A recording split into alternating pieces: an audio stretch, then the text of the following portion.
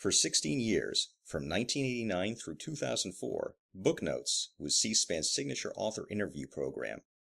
Focusing exclusively on contemporary nonfiction, the Booknotes series created an unparalleled television forum for writers of history, biography, politics, and public and cultural affairs. The Booknotes format was simple: one author, one book, 1 hour. For a full hour every Sunday night, 52 weeks a year, nonfiction writers were asked to discuss their most recent work. Beyond the book's subject matter, authors were also queried about their research, their writing process, and their own lives and influences. The result is a body of televised interviews that serve as a lasting scholarly resource for authors, researchers, students, readers, and educators. George Mason University Libraries is now adding to this trove of information by re-interviewing selected authors about their experiences as part of the Booknotes series.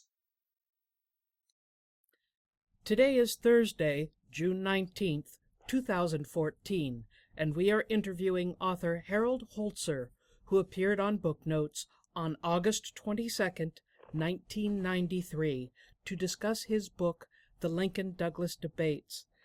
Hello, Mr. Holzer. Thank you so much for agreeing to do this oral history. It's my pleasure. I can't believe it's been 21 years. It's been a long time. You were not one of the earliest, but certainly one of the earlier interviews.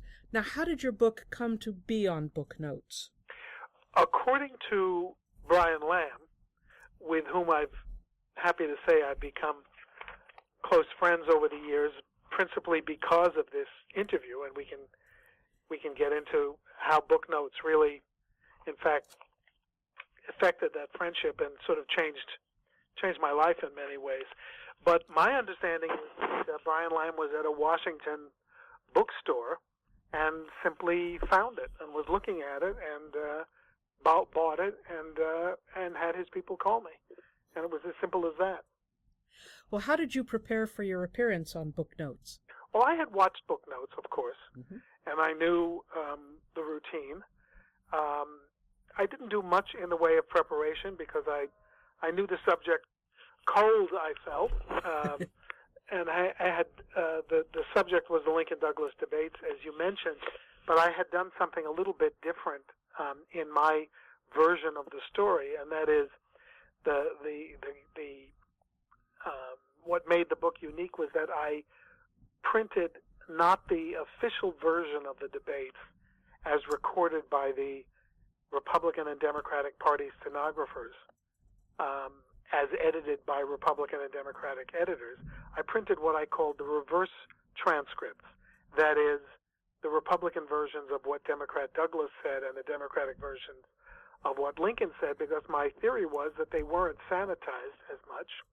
They weren't filtered or fooled with much, and they might offer a really clearer historical record of what actually was said on the stump in 1858. And I think Brian was intrigued with that, and that was the story he wanted to tell on Booknotes. So I didn't do much preparation, but I did know from friends of mine who'd been on the show that there will be one Brian Lamb type question that you won't expect. So I don't know how you prepare for the unexpected. I simply told myself psychologically, be prepared for one unexpected question, whether it was about the book binding or the glue or the ink or something.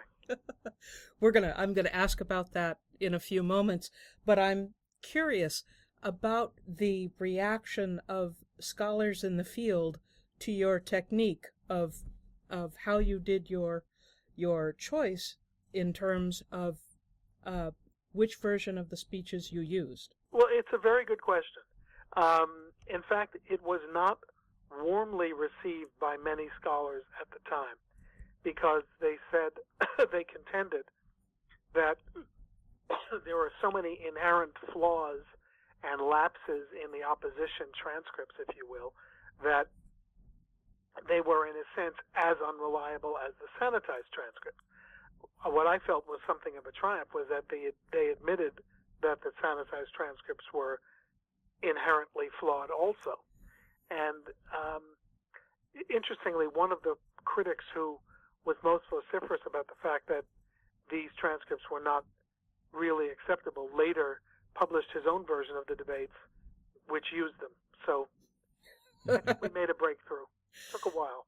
Do you think that your own experience as a political speechwriter and as a, I don't mean the word in a derogatory sense, a political operative, gave you some sort of insight as to what to look for? I think so. I think I brought that to the project and was proud to bring it. I was actually intrigued by how many people in 1992 were talking about Lincoln-Douglas debates as this sort of an apogee of American political discourse. My own boss at the time, Mario Cuomo, who was considering a candidacy for the presidency, was always talking about Lincoln-Douglas debates. Let's do Lincoln-Douglas debates. Let's not have 1-minute answers and 30-second rejoinders. Let's do an hour and then an hour and a half. Admiral Stockdale, remember him? He was Ross Perot's vice presidential candidate in 1992. Said, why are we doing these debates? Let's have Lincoln-Douglas style debates. Let's not do these silly little answers. Well, the truth of the matter is that there isn't much that's truly admirable or elevated in the Lincoln-Douglas debates. They could be very petty. They were very personal. They were all on one issue, and 21 hours on one issue is a bit much. They were all widely reprinted, so people did have a sense that they were repetitive, even though they weren't broadcast. So I think using the modern political analysis and the period debate model and going back to the pros and cons of extended debate made the perspective a little bit different. And we, of course, haven't heard the end of the Lincoln-Douglas debates. We saw them brought up again in, I believe, the 2012 Republican primaries. Yeah. The fact is, of course, you can only do it with two people. And of course, in primary campaigns,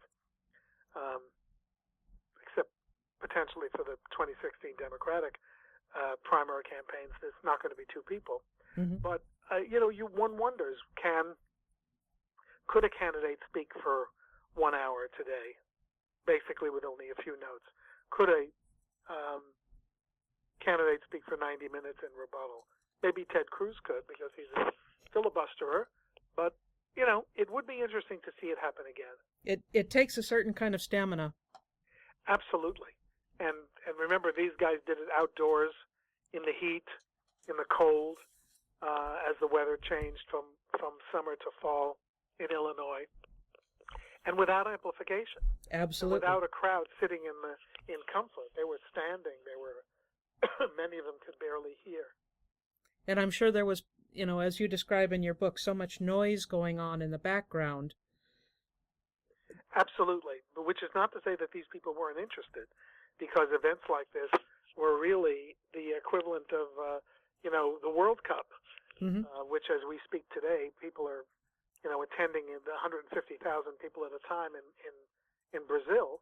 This was intense community interest in extravaganzas that were very, very big.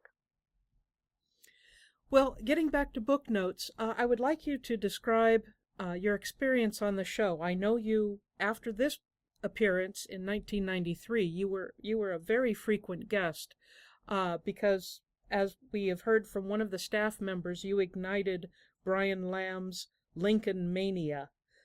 It seems to have been, well, I don't give myself credit for igniting his mania on the show, because in fact, I tell this story to people all the time. I do it in my speeches around the country, and I do it whenever I'm with Brian or with Steve Scully or anybody else on Washington Journal or any other program, if they'll listen to me.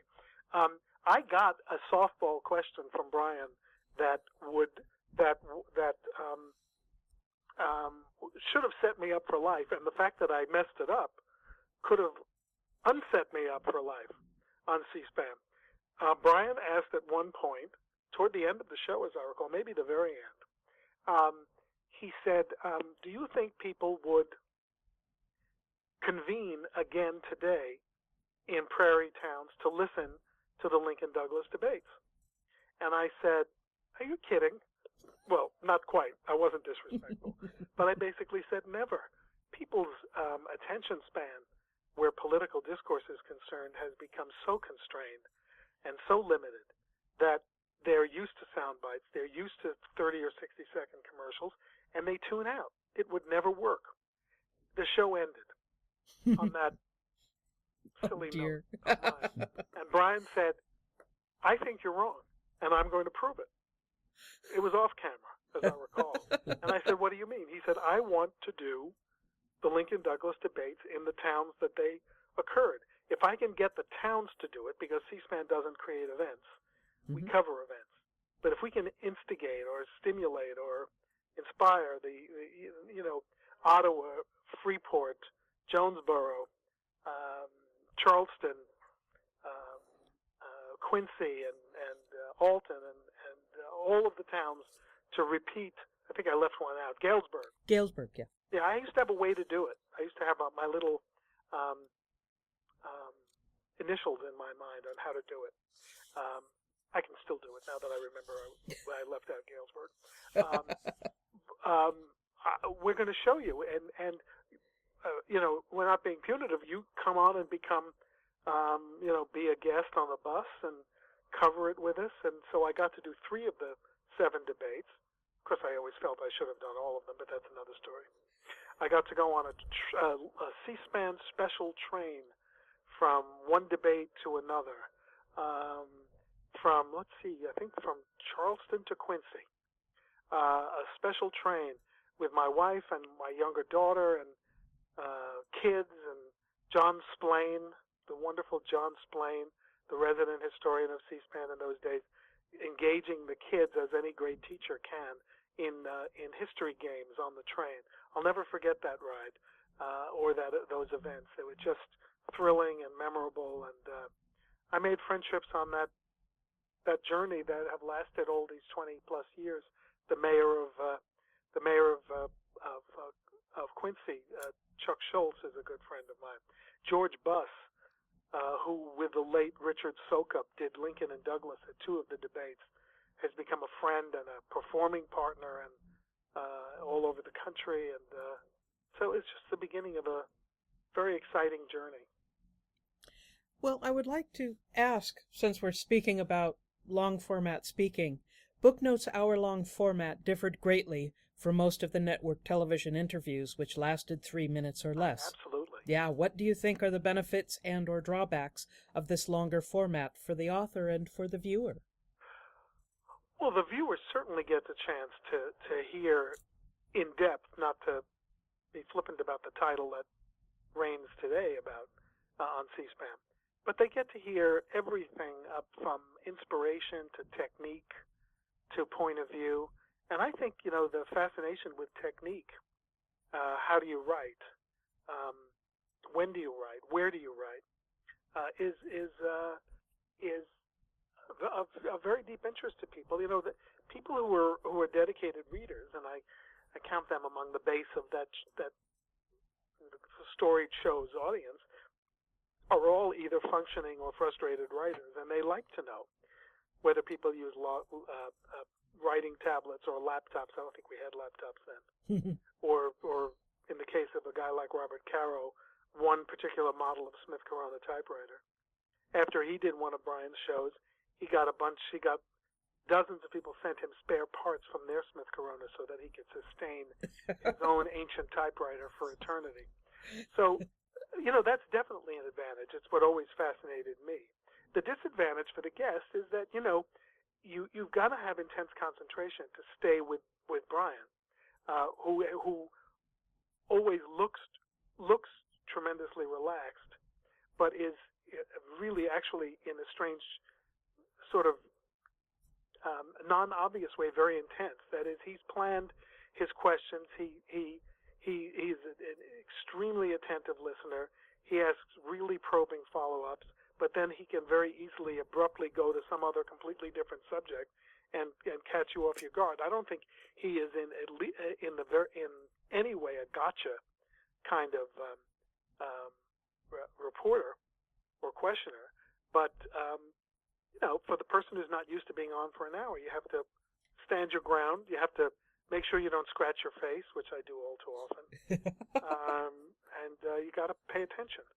And so it can be a challenging and exhausting experience. Although in all my 1 hour things or half hour things, I've always thought they went really quickly anyway. Mm-hmm. At least for me. Well, judging by the extensive marginalia in his books, it appears Mr. Lamb read them thoroughly before the interview. So I've heard.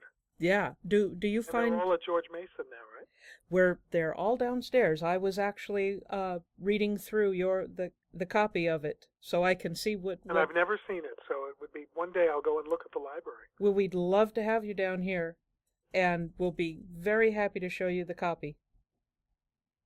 But I would like to know that in reading through the books as completely as Brian Lamb does, I mean, just inhaling them, is this normal for interviewers, and how does it change the interview experience? Well, it's gratifying, enormously gratifying for an author to know that somebody can pick out something on page 205 and say, "What did you mean by that?" All too often, reviewers and interviewers, and I'm finding this increasingly. Now, I know that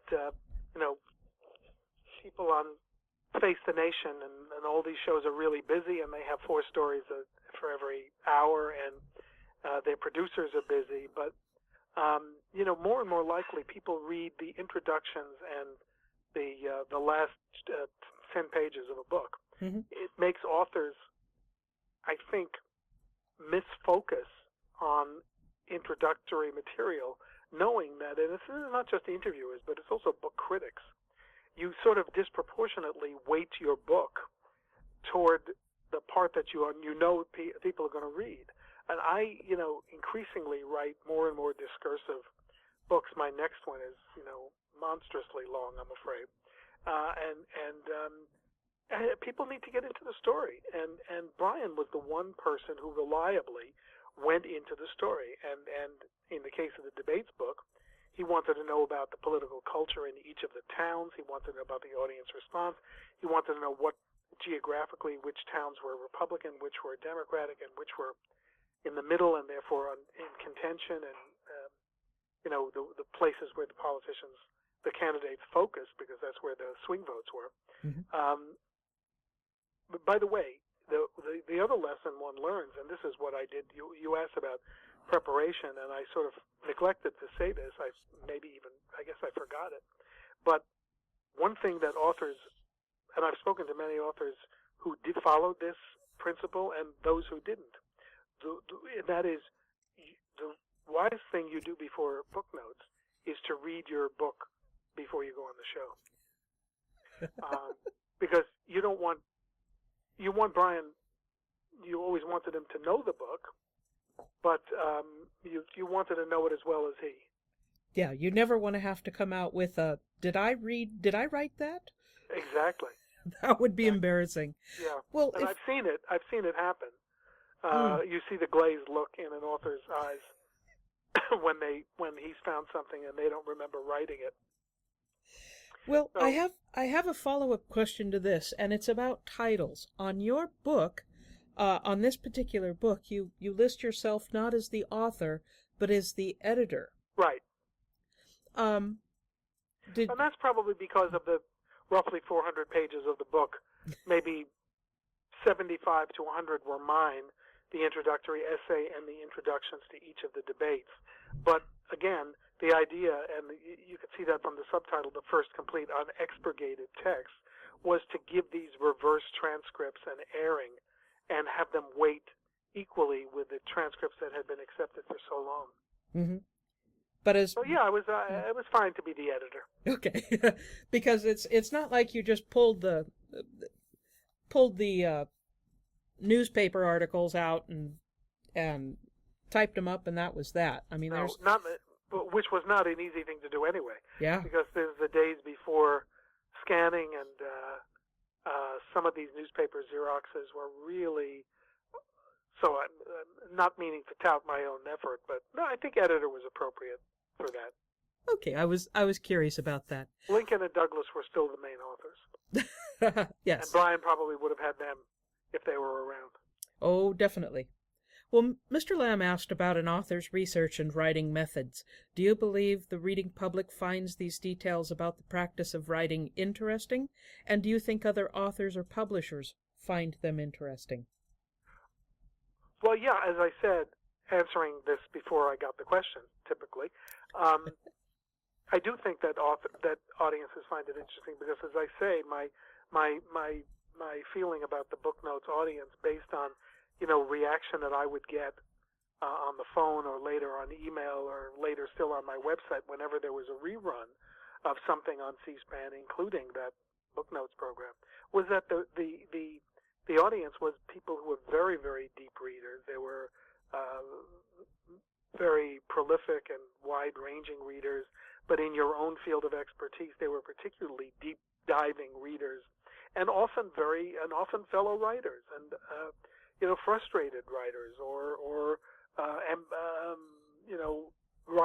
writers with ambitions to publish. So I do think they were very interested. And I know over the years I've written an email to people who are on the show to comment on revelatory discussions of their own technique, particularly Bob Caro. We go back to Bob Caro, who talks about his methodology. Yeah, I think people are interested in, particularly in research, maybe not so much in typing versus scribbling, but in where do you get this stuff? That's one of the questions that people want to know about. Absolutely. It's great to share because, as I found out in doing my latest book, there's always more to find. I think there's a difference today. I think that web research, with all of its necessary and appropriate limitations, has changed the way research has been conducted for all these decades and generations, and there is not so much the thrill of the chase and the uncertainty of the chase when you can just type a keyword in and get 50 clues.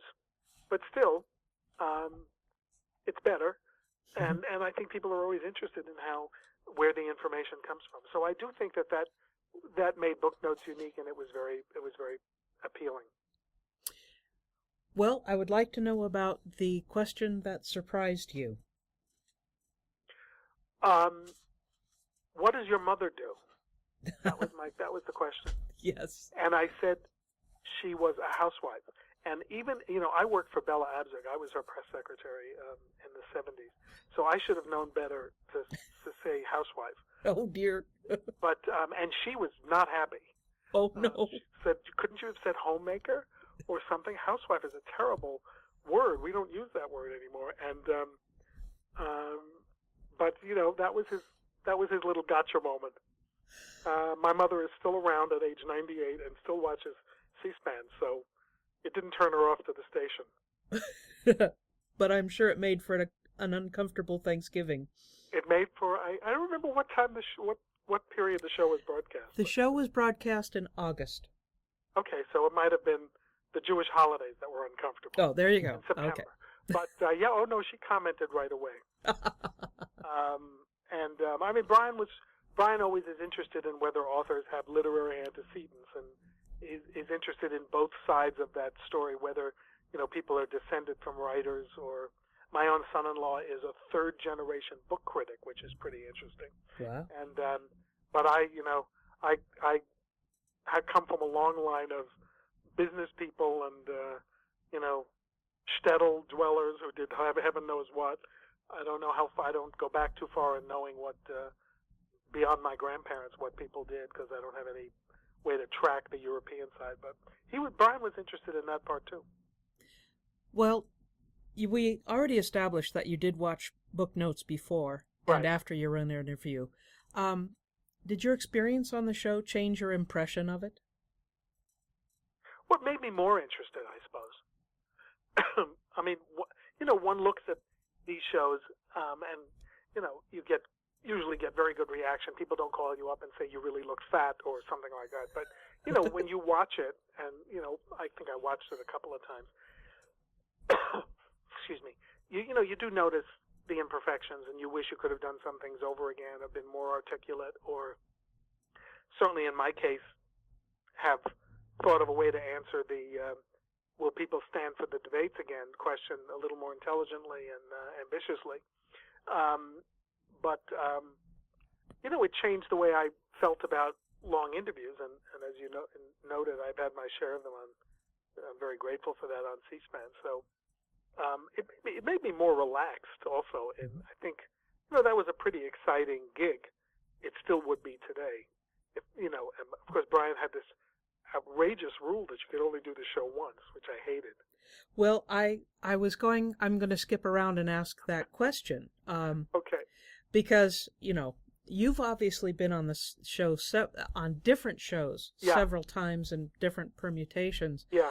But my question is, I'm going to change it around a little bit. Is this the book, the Lincoln Douglas debates, that you would prefer to be known for through the Booknotes legacy? Or do you have another book that you would wish Brian Lamb had interviewed you for? Well, I have mixed feelings about it. I mean, the book that I think has been my most popular and honored book, and the book that most people know me for, was a 2000, I don't even remember the year, 2004 book called Lincoln at Cooper Union. Mm-hmm. And I would have loved to have done that story on Booknotes. But, on the other hand, in getting me in '93, when I was really, had just only been writing for 8 or 9 years in books, and making me into a more notable person by virtue of that show, and having been inspired to do 21 hours of programming, really more, because there were tops and tails to all of those shows in Illinois. Brian and the show and the network did enormous things for me. Opened doors, and it's conceivable, and I candidly concede that if it hadn't been for Booknotes, I wouldn't have gotten the contract to write Cooper Union, or wouldn't have gotten a major publisher to do Cooper Union. So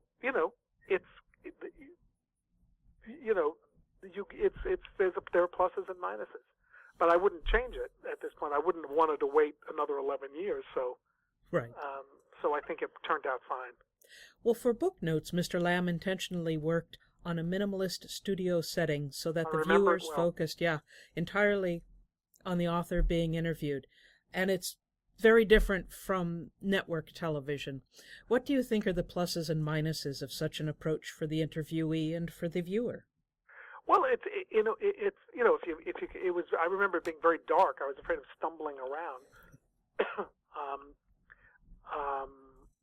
But I think it makes it more private. It really becomes a conversation between the Brian and the guest, because it's so dark around the set, as I remember it, that you're not aware of technicians, and you're not aware of crowds. And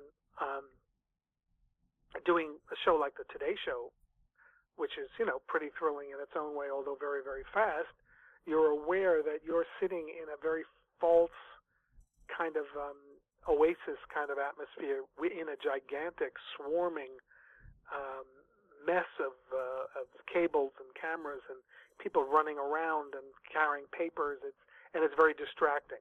Mm-hmm. Yeah, and you have to. It's one of the things they don't warn you about, but it is distracting to be on a network thing for a few seconds, because A, you've got to get it right, and B, you can't be distracted. Right. So the Booknotes thing envelops you, or it enveloped you in a very, almost like a womb-like atmosphere. It was you and Brian and a table, or chairs and table, and not much else. It was very quiet, and you didn't hear countdowns, you didn't hear commercial cuts, obviously. Mm-hmm. So I think it it makes one relax and relate to the interviewer much better. Well, the Booknotes series, the entire 800-book series, focused entirely on nonfiction books Right. published between the late 1980s and 2004. So what do you think might be the advantage of an 800-book collection with this sort of focus? Well, I think what the advantage was in terms of both history and current events, political writing, is that it traced, especially in my field, historiography, it traced the evolution of thinking about the Civil War and presidential history. When the show began, there were still disputes about the reasons for the Civil War. I mean, I'm not saying they've been completely eradicated. There's still debates, although I think that they're more fringe-directed debates. But I think the show brought such a panoply of accomplished historians repeatedly or on the air that one was able to trace all of the new trends as they evolved and introduce them to a public that's probably a broader public than was reading the books, because they were watching this show that became such an institution and such a cult show among so many people. A non-miss, what is it called? Can't miss Sunday. It was Sunday, wasn't it? Yes, it was Sunday evenings. Sunday event. Things in my field like the contributions of African American troops, which was a fringe aspect of Civil War history in the 80s, became deeply part of the relating of the story over the years that the show ran, and you got to see that evolution. And in terms of analysis of elections and election cycles and politicians, it played an enormous role in helping us rethink, as in the 60s, Theodore H. White used to help us rethink the elections of 60 and 64 and 68. This was the place. This was the stage where you rethought in detail what had happened, and heard it from people who had spent a considerable amount of time writing and researching. Well, during the course of the interview, Mr. Lamb asked you quite a bit about the book sales. And I would like to know, was there a difference in sales or national attention for your book after you discussed it with Mr. Lamb on Booknotes? And what about critical reception? It's an interesting question. Brian, as I recall, got me on the not immediately after publication. Mm-hmm. Now, I think it would have made more difference to sales had he happened upon the book earlier and had me on nearer the publication date. But it happened, I think it was a spring book, and he had me on, in the late summer. But I think it had more of a long-term impact on the sales because, there was no Amazon to do bumps and to take stock of where you were after an appearance in those days. But because the debates then happened in '94 in 7 towns, and because I was on the scene in a few of them and was autographing books, and Brian was continually talking about the book, I think it kept it in print for a couple of more years than it would have been. So it absolutely, ultimately, did have an impact on the debates book. There have been so many collections of the Lincoln Douglas debates. It's hard to know what the standard one is, and there were several even in that year. But I think he helped make this one the standard for a good long while. Did your experience with Brian Lamb and Booknotes cause you to rethink any of your own approaches or assumptions regarding your research or writing? I think, in the Hope Springs Eternal mode, that is, you always hope you can do something on C-SPAN, it made me more aware of keeping track of my process as opposed to just taking the process and applying it to the narrative and then forgetting about where it came from.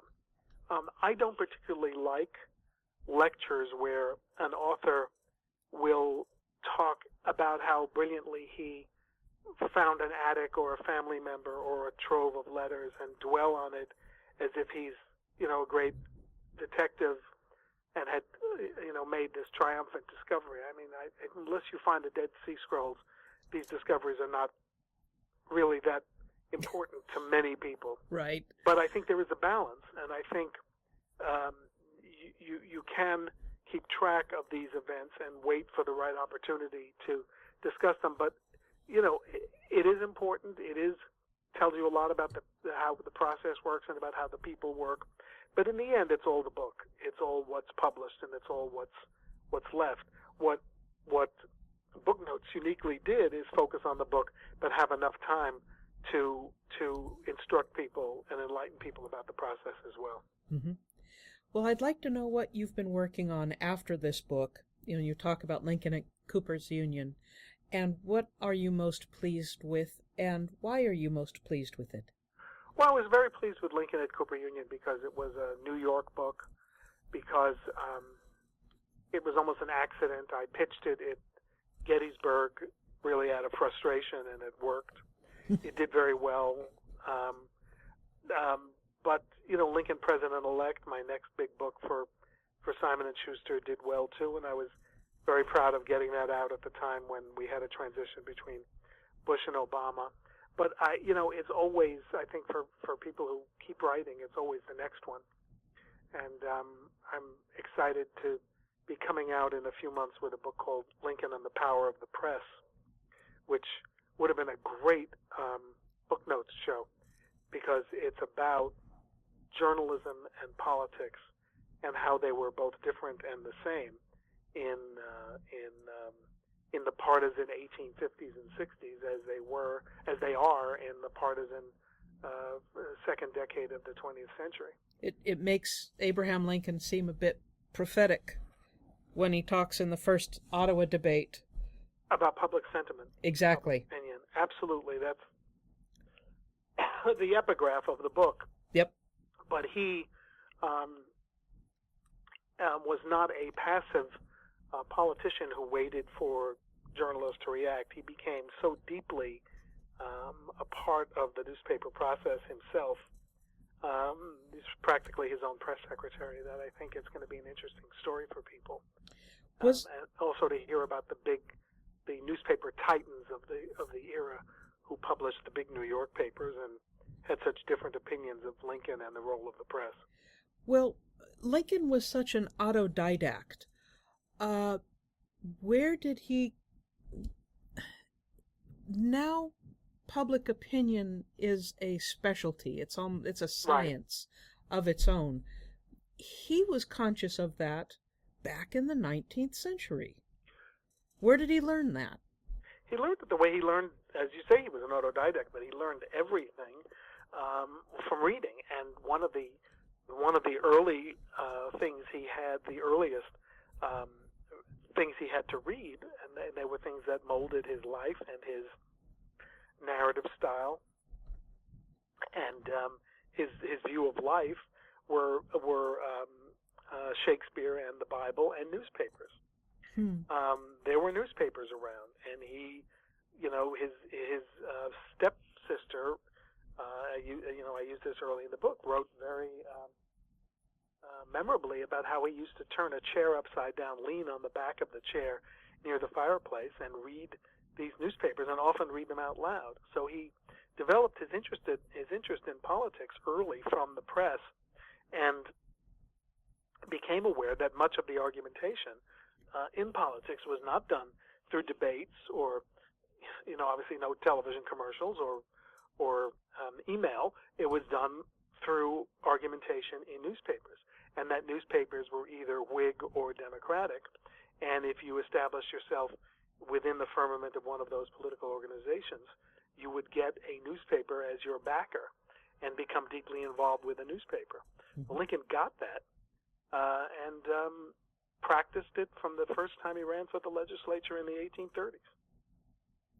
Interesting. I'm going to have to get your new book. In fact, the the newspaper where he published his first public statement making his own case for the state legislature. It was in that newspaper's office that he was sitting in his favorite chair waiting for the telegram that confirmed that he had been nominated for president almost 30 years later. The same newspaper was his ally for 3 decades. Wow. Ally and advocate, I should say. Yeah. Well, just as he, by the way, was an ally and advocate of the newspapers. If you were a newspaper man who was good to Abraham Lincoln, then Abraham Lincoln was good to you. Couldn't see it happening today. I mean, Barack Obama is not going to appoint Rachel Maddow as ambassador to Paris to thank her for her kind words. no. But Lincoln gave 20 or 30 newspaper editors major and lucrative political positions throughout his presidency, either in the Army or in executive posts and postmasterships and ambassadorships. They weren't called ambassadors then, consulates. So it was good to be a loyal newspaper advocate for someone, because if they won, you got political advertising, for example, you got government printing orders, and you got jobs. And you can still have your newspaper and have a federal job. Wow. Wouldn't happen today. No. I don't think, unless they could get away with it. No, I think there would be a few questions, but Yes. fascinating. The world has changed. Yeah. Well, may I ask, in your estimation, what has been the lasting impact of Booknotes while the series was running and perhaps in subsequent times? I think Booknotes created a real sustained interest in history books. It helped sustain interest in the Civil War and Lincoln, my own fields, but also other aspects of history. I think it created a generation of readers that has been loyal to print. And it sounds counterintuitive that broadcast could enhance print, but it's very interesting that since Booknotes went off the air, we keep reading about the decline of the book. So I think either Booknotes held off the decline of the book, or Booknotes was responsible for the biggest blip in the history of the book, and we need more of it, or something of it again. That melding of the deep dive you do in a book and the deep dive that networks like C-SPAN do in discussing books, to bring people together who are not satisfied with sound bites and talking and screaming heads, and will do a more discursive discussion or read. So I think it really built a generation of readers who were just fascinated with Brian's wide-ranging intellectual curiosity and eager to pursue the books of the authors that interested them on the air. But at the same time, it wasn't a book review. It was never a book review. There was never condemnation or criticism. It was a forum. It was a place where an author could tell his or her story, how a book was constructed and inspired. That's another thing. We didn't touch on that, but what inspired you to write this book? Why did you write this book? That was always a big question.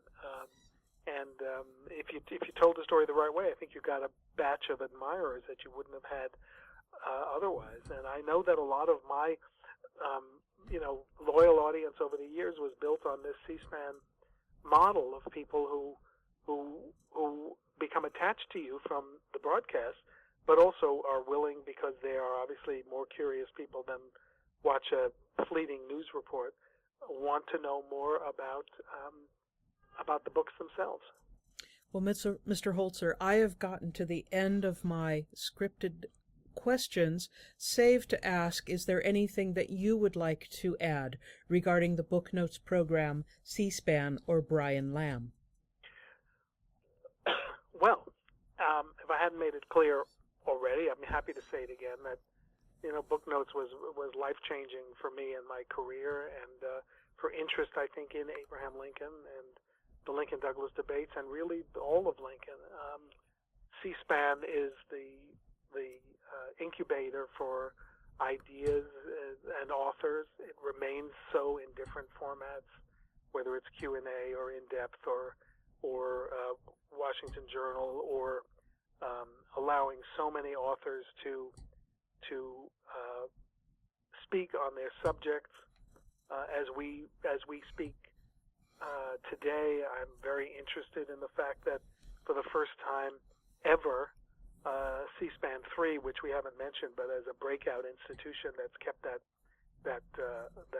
tradition going, C-SPAN 3 is going to broadcast the Civil War Institute from Gettysburg College live for the first time. I don't think that's ever happened before, and that's going to be exciting.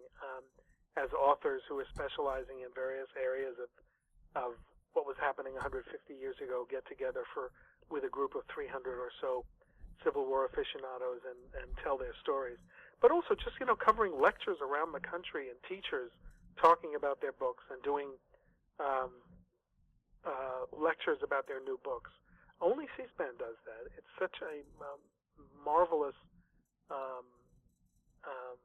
part of this broader world of passing along information. And I think every publisher should, not only should the broadcast networks be supporting C-SPAN, the publisher should be supporting C-SPAN. And Brian. That's a very good point. Yeah. Brian is a genius at what he does. He is, probably the most trusted and reliable and nonpartisan, curious person on any air. I know he does less now, which I regret, but I've gone to many a meal and dinner and lunch with Brian, and people just treat him as if he is part of their family, and I think he had that impact on the air. He was an essential part of the national family for a long time. My favorite of those occurrences, and I'll leave it at this, is this is the longest I've talked since I hurt myself 2 months ago. My favorite was at the Mayflower Hotel. We were leaving a lovely dinner, and as we got out of the restaurant, which used to be deep in the lobby, I understand it's been moved now. I haven't seen the new configuration. As we got into the lobby, one of the diners raced out into the lobby. I think he was wearing his napkin in his shirt, but he saw Brian, and he had to come up and say something. He said, "You are Brian Lamb, aren't you?" And he said, "Yes." And he said, "Oh my God, I'm so excited to meet you.